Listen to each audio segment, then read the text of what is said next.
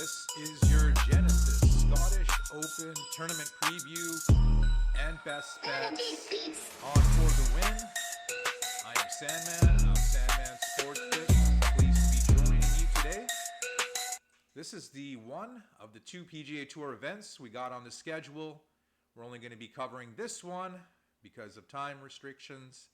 And we got a big tournament coming up next week, the Open Championship, the last major of the year, sadly.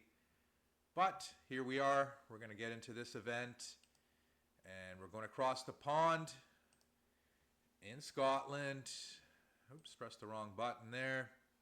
So let's take a look at the course and the tournament preview. Renaissance Club, built in 2008. It is a par 70, 7,200 yards is the course length. That's pretty average for the PGA Tour nowadays, I would say.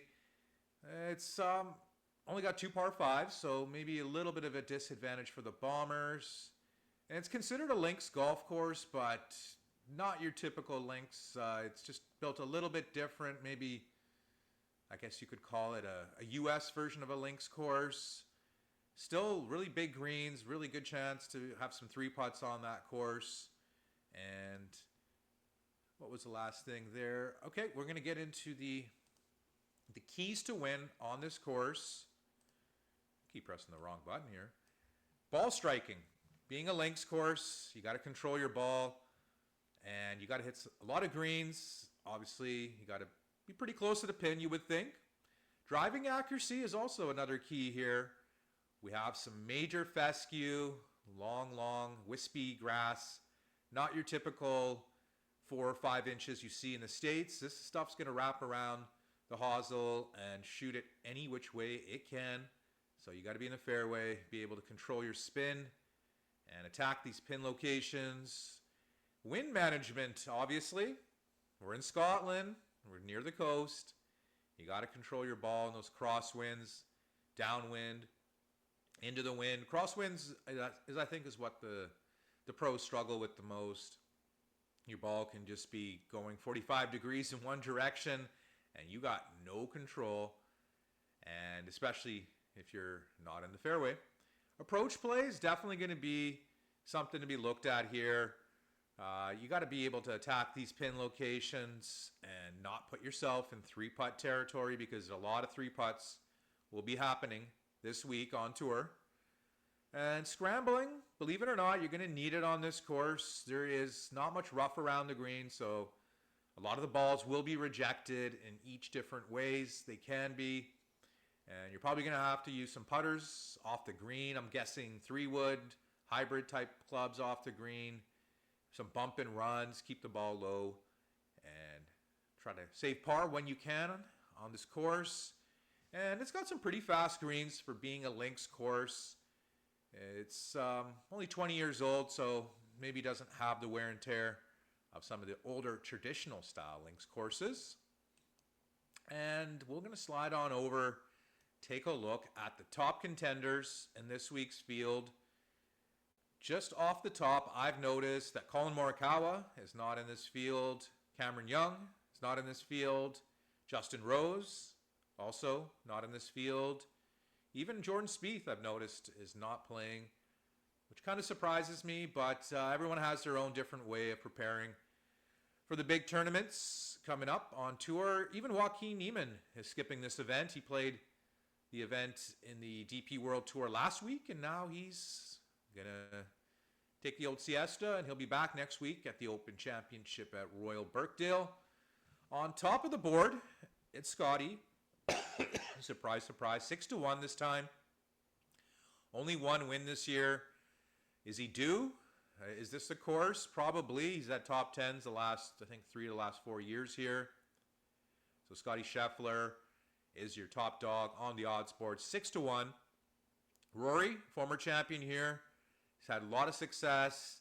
He's been in the UK for a couple of weeks now. Didn't play the Travelers. And obviously didn't play the John Deere, so he's ready to go in his home turf. 11-1 for him. Solid bet. I just am not going to be going to anyone under 15-1 this week. So if Rory wins, I'm going to have to tip my cap and let him go. Jon Rahm, first event on the DP World Tour. A non-major, I guess you could say, in, 2 or 3 years. Paid all his fines. Everything's kumbaya. He's back in the mix, and hopefully there's no more drama coming from either side here. Jon Rahm can just play golf against some of the top world players and, not have it to be only 4 times a year. So, interesting to see what Jon Rahm does. He says he's still under contract for the next few years, but if there's no live golf, he's got to find somewhere to play, and it probably will be the DP World Tour next year.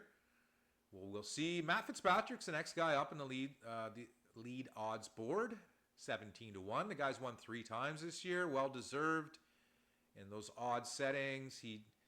This was like his turnaround event last year. This is the event when he really got his shit together, and he played well at the Open last year as well. Contended there for about 3.5 rounds.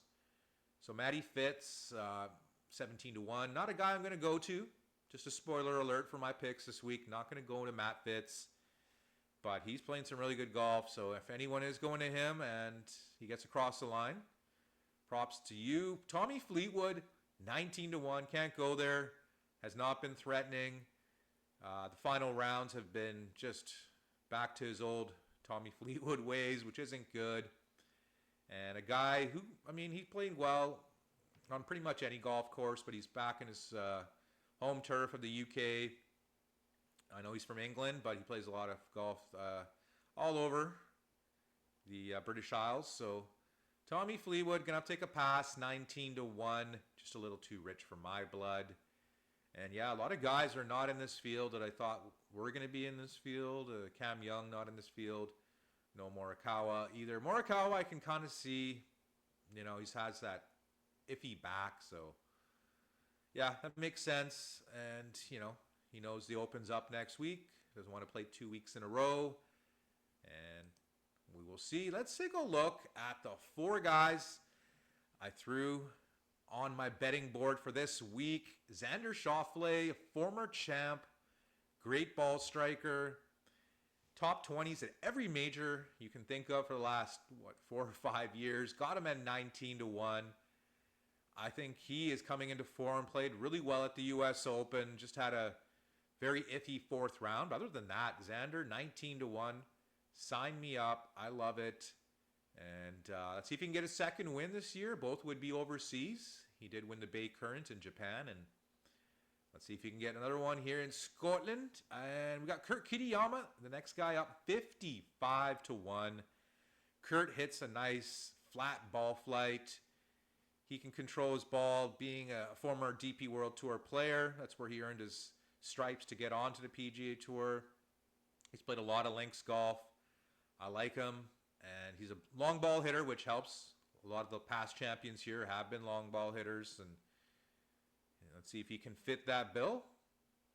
And next up, speaking of guys who play links golf really well, Shane Lowry, the lovable Irishman, 75-1, great value. And he hasn't done much since he threw up on himself at the Cognizant, but still, I got faith in Shane. He's been turning it around a little bit and made the cut at the last 2 majors.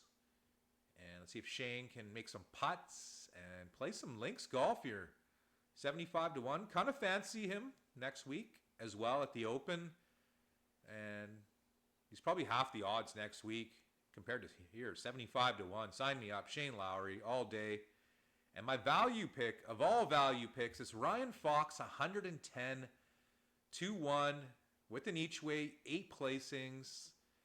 He's kind of been off the map since he had his appendectomy at the Players' Championship, but did play pretty well at the Canadian Open. And I think he's knocking on the door. Great win player here. Great links player.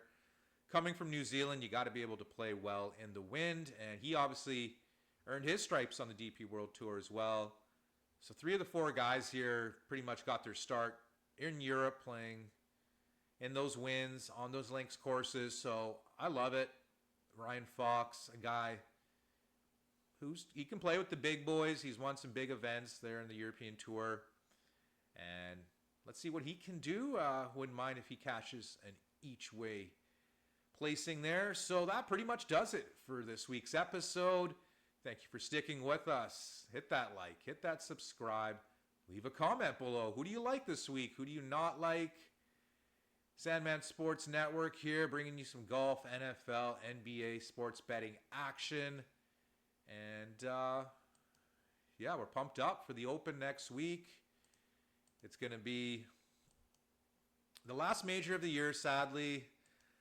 Not exactly what I like to say, but I mean, that's just the way this schedule is. They got to get ready for the NFL, which is 2 months away. And I'm pumped up for all of it here. Please consider hitting that like, that subscribe. It helps us out so much. And we're going to hit you guys up next time on For the Win.